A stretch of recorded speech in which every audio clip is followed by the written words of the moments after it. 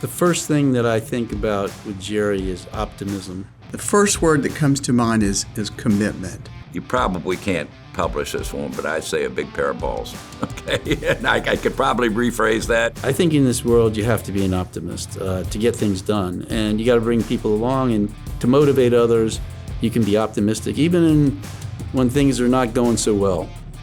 Jerry is the epitome of optimism. Jerry has always struck me as somebody who is committed to his ideas, to the project at hand, to the vision that he has. He goes out and does the research, does the calculations, determines the risk, determines the reward opportunities if the risk is taken, and makes his decision. And once he moves on it. And he takes risks that most of us in this room here tonight would not take. As John Paul Jones stated, some 250 years ago, he will not risk, cannot win. And certainly Jerry is proof of the ability to do that.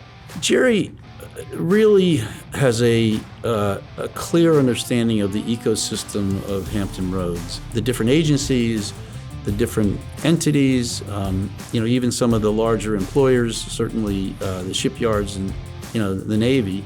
As a result of that, he has a keen insight as to what can work. A lot of times people have an idea, they don't know if you can get it done, and Jerry knows how to put the pieces together to get things done.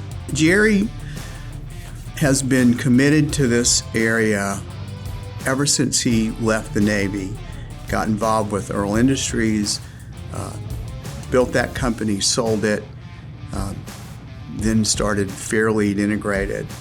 He understands that the maritime community and the commitment to the United States Navy program of building submarines and carriers is extremely critical to what we do here in Hampton Roads. Together we built up a business back in the 80s, started as consulting, ended up as a major ship repair firm.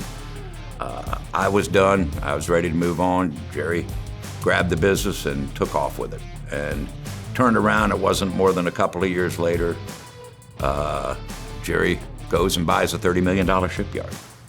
And once again, he will not risk, cannot win. Later on, there was when commercial real estate was in the dumps.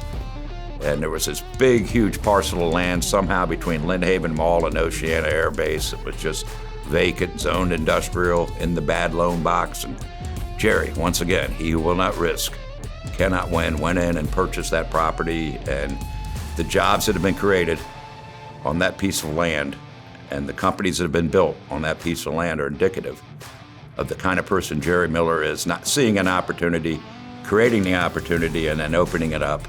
As we see the complexity of technology, government, and all the things that are happening in the world today, we need to be one of the leaders. And I think there's a lot of pieces here that need to be put together. I think Jerry's a great person to get this award because he is one of those people that understands all those pieces and can put them together. And I've seen Jerry help companies, entrepreneurs, where he doesn't have an interest, but he's able to connect them with other people that can make it, work for them. It's really important that we help develop some of the unique aspects of this area because I think sometimes we overlook how special some of these resources are. I believe he deserves this recognition because, once again, going back to my one-word definition, his commitment. He's always talking about bringing people here from other parts of the country, and I, for one, think that that's very important as we help to grow the talent pool here in Hampton Roads. He has been a big part of laying the infrastructure and making the kinds of investments that need to be made from the private sector into this community to ensure that we continue to have a vibrant economy long into the future here in Hampton Roads. And every time I talk to Jerry and say, Jerry, we're 70. It's nice to slow down, and he keeps going, I want to slow down, but the opportunities are so good, I just can't let myself slow down. He loves it. He's an expert at it. He can go out and do that, and the Hampton Roads community is better off for the efforts that he's made.